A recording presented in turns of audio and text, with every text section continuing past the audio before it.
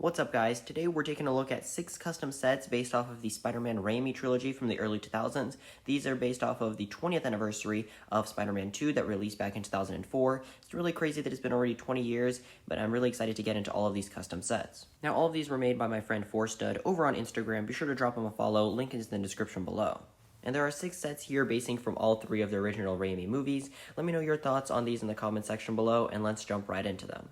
And first up here, we have a small $5 poly bag, set number 30661, simply named Pizza Time. This is a small poly bag with a motorcycle and a Peter Parker minifigure, along with a small box of pizzas and a spider figure. This would be a great $5 poly bag, and LEGO has really not been making a lot of licensed poly bags recently, so this would be a fine addition and a very breath of fresh air just to see something like this finally be made. Overall, there is a small chance we could see something like this eventually, but it's small, but there is a chance. I think LEGO has really been understanding there is a big attention to Spider-Man right now, especially with all the rumors of Spider-Man 4 with Tom Holland and the potential return of Andrew Garfield and Tobey Maguire again. But I just think that it's really cool that this concept exists, and I think this is something that LEGO could definitely take inspiration from in the coming years. And the next custom set here is going to be 76260 New Goblin Alley Ambush. This one only has 2 minifigures, being Peter Parker and the New Goblin. This one is based off of the Spider-Man 3 movie from 2007, and I think this is a good $30 to $40 set. Overall, the Goblin Glider build is pretty cool, and the 2 flying drones there, it's a great design as well. Peter Parker does look like a really clean minifigure, and both the minifigure designs are incredible. I think that the box art for this set is a little bit lacking, sadly. I don't think it has the full potential that LEGO would have given it, but other than that, I think it's a solid set, and it would definitely sell well amongst minifigure collectors that would buy the set simply for the minifigures and then disassemble the build, or maybe mod it to add a couple more and make it a full alley. Other than that, it's a good concept, and I think the minifigures really are the ones carrying the set, unlike the future sets that we're going to take a look at in just a minute, where in some of these, the builds carry instead of the minifigures.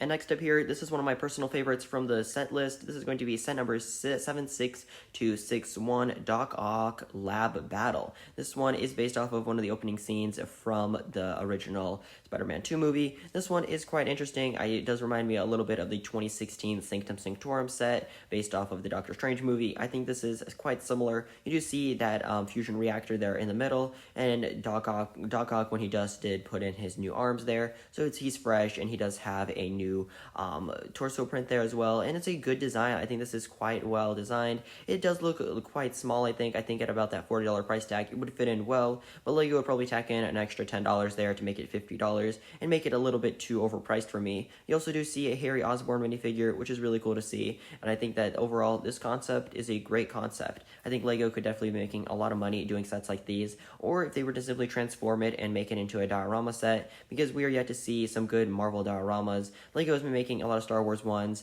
and even there was a canceled LEGO Disney one, but I do think that they would make a lot of money if they decided to make some LEGO Marvel dioramas. That would sell incredibly well, and if they did include iconic minifigures like Doc Ock and a new version of the Raimi Spider-Man, that would be really, really cool to see. And one last thing I want to mention about this set is that the minifigure designs are really good. I think that Doc Ock has a great torso print there, and he is lacking a little bit of leg printing, but that's alright. He does look a little bit in pain in his face print, and he does include that Harry Potter hairpiece. Other than that, both the minifigures, Spider-Man and Harry Osborn, are good, and there isn't much lacking there, but I think a fourth one, maybe Doc Ock's wife, would have been cool to see. But other than that, I think it's a quite solid minifigure selection. And next here is probably my favorite custom set out of all of these. This is going to be set number 76262, Doc Ock Train Brawl. This one features about 550 parts, and I could see it retailing for $60. It includes 3 minifigures, being Spider-Man, Doc Ock, and Aunt May. All 3 we're going to take a look at in just a minute here, but the model itself is quite clean. I think it's a good train design. Obviously, it's the front car, and then you do see the railing at the end there where it ends, and the barricades, and then there are some spider webs hanging off the edges, showing how Spider-Man was trying to stop it and slow down the train. Overall, this is a really, really cool attempt at something LEGO would probably never make, but going back to the conversation of saying that, yeah, LEGO could definitely make this into our diorama, about an $80 and $90 set with these 3 minifigures would still be very, very popular, and it would probably look really good as well. If they were able to fit a small interior into the train as well, that would be awesome, and even if they wouldn't, that would still be alright, because it's still an awesome idea, and it's a very iconic Spider-Man scene, probably one of the top top 5 most iconic Spider-Man scenes in all of the Spider-Man films. The Spider-Man 2 is one of my favorite movies, right up there with the Amazing Spider-Man and Spider-Man Homecoming. I think this is also a great concept, and LEGO could definitely make something like this eventually. Maybe in 2027 for the 20th anniversary of Spider-Man 3. There's always a chance for that, but I'd love to hear your thoughts in the comments on when you think we might be able to see new Spider-Man Raimi trilogy sets. And the minifigures in this set also hold up very well. Up the top, you have Spider-Man there with some dual molded legs. And then at the bottom, you have Doc Ock with some really detailed torso.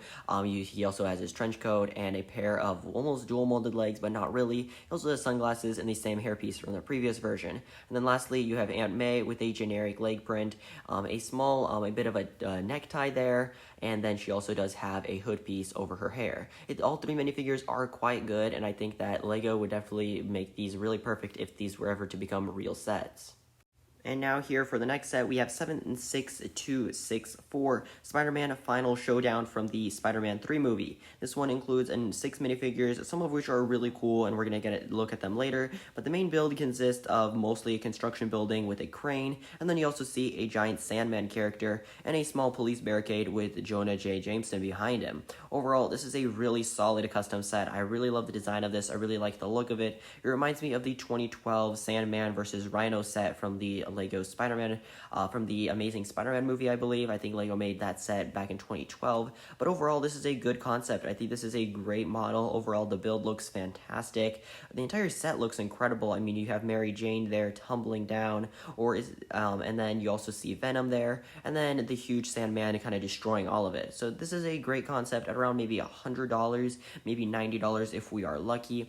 But I think there's a lot going on here, and that's really a good part. You also have the Green Goblin glider there that looks really great, and a lot of accessories, new accessories being used all over all the minifigures. And this is a great custom set around that $100 price tag. It has about 850 parts, so I think LEGO would definitely get away with overpricing it a little bit based on the minifigures that we're going to take a look at now. There are 6 ones, including Spider-Man, the same one from most of the other sets. You also have MJ there with a suit and tie and a pair of dual molded legs. You also see Harry Osborn, or this new Green Goblin. On the bottom, you have Venom with a new face print, which looks incredibly terrifying. And also, you do have a Sandman there with a new torso print and a new face print. Also, Jonah J. Jameson is a great minifigure there. I'm glad we finally saw one in the Daily Bugle, and I think there's a big chance we could finally see a new version updated. And let's dive into the last set here. So lastly here, we do have set number 76263, Green Goblin Festival Attack. This one would likely retail for about $120. It includes 5 minifigures and is of course based off of the battle from the original Spider-Man movie, the one where he attacks it during the parade, attacks New York City. Very iconic scene, and we're going to take a look at everything that is in here, starting with the build. It is a nice, it's sort of a hotel build there, and you do have the balcony where Mary Jane can fall out of. It is a small play feature that we're going to take a look more in a second. And then one of the minifigures is actually Stan Lee himself, and he is a great minifigure, a great tribute by this mock designer to finally make a Stan Lee minifigure in a mock. I think that's awesome, and the minifigures there are great, but the build itself is quite simple. Reminds me sort of the 2018 Jurassic World Lockwood Mansion set. Other than that, it's a solid build. It doesn't seem to have much of an interior, but it looks like a solid display piece as well. You have the Spider-Man swinging around and his camera in a net, along with a small balloon cart with Stan Lee there at the bottom, and a lamppost as well. I think this is a really solid custom set. I mean, obviously, you can make Mary Jane fall out. That's also really cool to see. And I think that the minifigures here are also great. It's a great way to get a new Green Goblin minifigure if you don't already have one from the 2022 Statue of Liberty battle. And the Spider-Man minifigure is sadly the same from all of them. I would have liked to see a new one in at least one of the 2 sets, a new Spider-Man design, but sadly, it's been the same one. Props to the designer, though, for making a new Spider-Man minifigure like this one. But other than that, I think the minifigures here are also spectacular. You have Spider-Man, Green Goblin, Mary Jane, Harry Osborn there on the bottom with a suit and tie. And then, of course, Stan Lee, the man himself, the original creator of Spider-Man. This is a great tribute, and I think that Stan Lee also needs to be remembered by LEGO in a few more ways. They obviously have never made a Stan Lee minifigure. He did appear in a few of the different LEGO Marvel video games, but other than that, I think he needs to be referenced more by LEGO. Thanks for watching this video. If you enjoyed, smash that like button and subscribe if you're new around here. I post random LEGO videos that I do. I think they're pretty good. So if you do like them, be sure to like the video and subscribe. Be sure to have a great rest of your day, and goodbye.